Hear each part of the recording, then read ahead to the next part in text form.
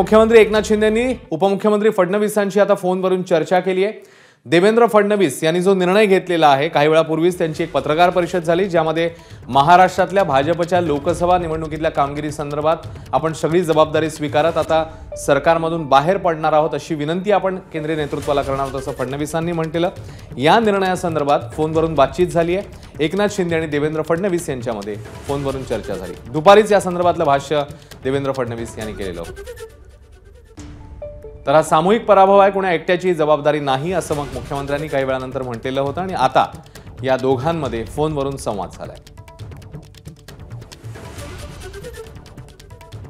कालच लोकसभा निवडणुकीचा निकाल लागला, ज्याच्यामध्ये जी आकडे समोर आले आहेत, भाजपच्या ज्या जागांची संख्या समोर आली आहे, त्यावरून आता ही सगळी जबाबदारी आपण स्वीकारतोय आणि सरकारमधून बाहेर पडून विधानसभेच्या तयारीला लागण्याच्या दृष्टीने आपण केंद्रीय नेतृत्वाला विनंती करणार आहोत असं फडणवीसांनी या पत्रकार परिषदेत सांगितलेलं आहे। एबीपी माझा, उघडा डोळे बघा नीट।